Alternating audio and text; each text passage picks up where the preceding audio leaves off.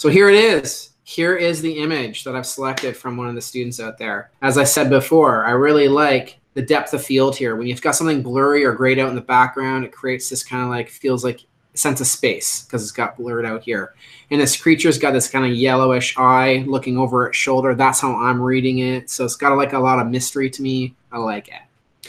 So let me show you, if all you wanted to do was import this PNG here. So I brought in the project here, brought the PNG file, dragged it down into here, right? Let me talk to you about adjustment layers. So in Premiere, I showed you how to make adjustment layer and a transparent video to throw effects on that. Likewise, you could just drag effects and you could drag them right, I'll turn this off. You could drag an effect right on the image layer here in After Effects. So I could go up here to Effect, Simulation. I could go and I could look at rain or snow. So let's throw some snowfall on here. So the snowfall attaches right to there. Here's the snow. If I zoom in here. So you can actually add snow just like that to an image just by going snowfall. And then you can change the size. Let's go 20 so you can see that better. There you go. So there's the snow. So you can drag these things directly on the image layer. If I go here, down here, down here, there's the snowfall. And I can control the snowfall here. I can like animate it down into here. And I can also control things up into here in the project area in the effect controls. So say if I wanted really quickly to animate the size of those flakes, right there, I could keyframe that, move that over, make that size 2, and then it will start at 15 and go smaller to 2. So that's how I can animate that. You can actually animate the amount of flakes. So whatever this number is here, let's go 2,000. There's way less flakes. So you can start a snowstorm if you want, or remove a snowstorm if you want, just like that.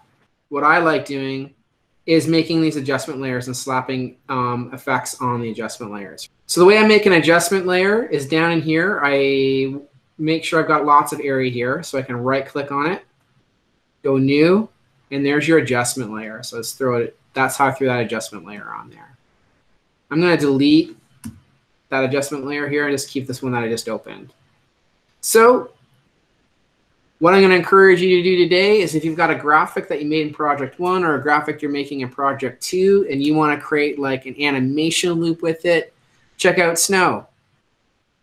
You can also go up into Effect, down into Simulation, and that's where Rainfall is. So maybe you don't want snow, you want rainfall. Throw on rainfall. And there's literally in 2 seconds, there's your rain. It's raining now. And all the same things I showed you with snowfall. You can increase your drops, decrease the amount of drops, increase the size, decrease the size. It all's there, right? Open this up. Here's your effect. You can keyframe all that. You don't want this effect on there right away. You might want it, you might not want it. You go here, you turn that off. There it's off and there it's on, right? Then you can start checking out other simulations that you may want to throw on your image. I know, starburst. There you go. That's not doing quite the way that I want it to, but here's the thing about throwing it into adjustment layer. The starburst is kind of eliminated. It's thrown it over the whole thing. It's blocked it out. So some simulations won't. Some simulations will block it out. So that's why I like using an adjustment layer, because you can change the blending mode. And I can go multiply there. That didn't really do a whole lot, did it? See what lighten does. It's not doing a whole lot. Okay, so if I can also go down here and adjust the and I can adjust the opacity of it. This is not doing exactly what I want to do, but I'm showing you some other functionality in the program. So you can check out opacity. You can check out blending modes here. If you don't see the blending mode when you open up After Effects, there's so many dials and switches here, sometimes it won't. So if I toggle this, you might not see it. So if you want to see, if the blending mode isn't open and you don't see it here in this control panel, you just toggle the switches and modes, and there you'll see it.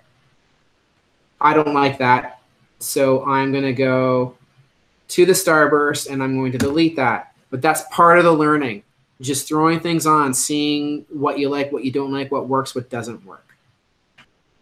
If I go to generate, check out generate lens flare.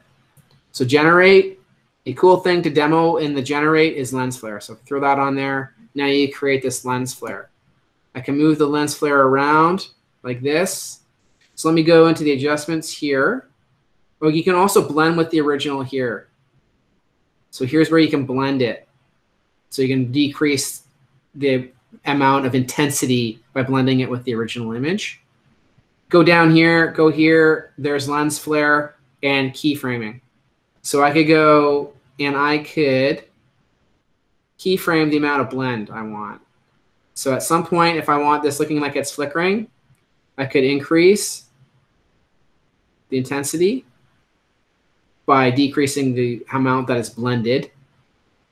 And then I could increase the amount that's blended, decrease that, and then select all those and copy and paste them. Command C, Command V.